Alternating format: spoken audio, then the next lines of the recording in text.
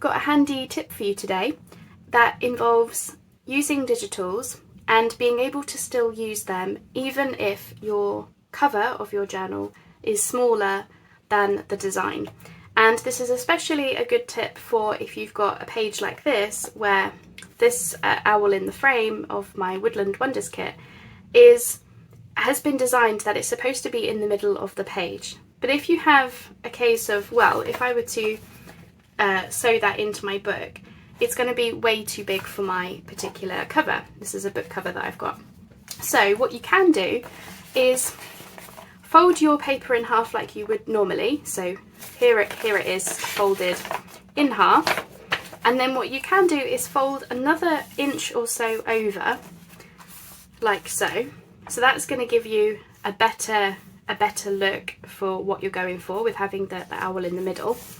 And you've got this little flap that you can include in your signature. And there's lots of different things that you could do with that. You could use that as a tip-in, so you can attach a page to that to hide it. I did show this in my little golden book journals. So you can attach an extra page, or you could glue that down as a little side tuck. And then the difference is here, you need to add some glue here as well. This part is what gets sewn into your signature. So if I just show you that in my journal here, so I'm having it like so. So can you see there, what I've done is I've added the flap as the part that gets sewn in. So this is where my signatures are going to get sewn in here. So that is essentially my page, which, as I say, I can either glue it down as a side tuck or I can add something to it. And then on the other side of the page, so this is here's my owl. This is where your sewn binding is going to be, and then you end up with your writing pages.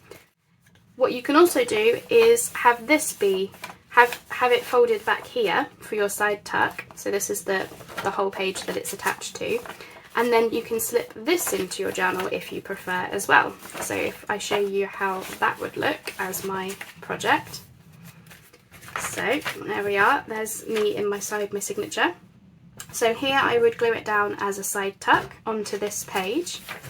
So, and then I would have to glue this section closed like so. And then if I just find the other side of it, here's the other side of the page, and it just looks like a normal page that you would expect to see inside your signature. So I thought I would just include that as a little tip, because you know, I would hate to think that people could be using digitals and, you know, having to cut things off from the design that they really like. So here's another signature I've got where I had a similar thing, but with this squirrel. I had to cut the page down to fit my book cover, but if I was going to cut from the side here, I would have been cutting into my squirrel. So I either had to cut off the squirrel completely, I could have folded the squirrel over, but I didn't want to do that. Yeah, or cut it off. Instead, what I've got is this as the side tuck, and you can see there I've added a thumb notch to show that it really is a side tuck, and that's just the same as that little flap that I've shown you. So you can see that's essentially what you end up with, is this little flap there, and this gets glued in and sewn into your journal there. So I hope that's useful to you. I hope it gives you a little bonus tip for you to try out, and this works with many different types of pages that you've got, but especially with, you know, digitals or illustrations, book pages, all that sort of stuff. If you have to cut them down but you don't want to cut off, you know, the edge of it here, you can fold that little flap in, do something with the flap, and then you have an interesting page, but then you also keep the part of the page that you really like. And here's how that looks in practice. As you can see, this is now a side tuck, as I mentioned, and then on the other side we have the lovely owl, and then we've actually got this little paper bag pocket in between, because you can decide, you know, the other side of the paper, you can decide where you have it sewn in your signature. Now what I should also mention, because I will get the question I'm sure, or the comment, is you don't have to do this centre flap if you don't want to. You could, such as in the case of my squirrel that I mentioned, if I wanted to, I could have folded this over to have some kind of fold out page, you can absolutely do that as well. I just wanted to give that initial tip as an alternative because it's not something that people think about all the time. But, you know, in the case of here, for example, you can absolutely do these fun fold outs.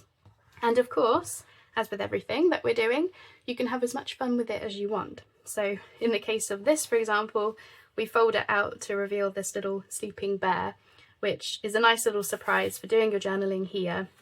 And then you've still got something pretty to look at on the back of the fold out, flip out thing. So that's just a couple of options for you. Hope you found it helpful.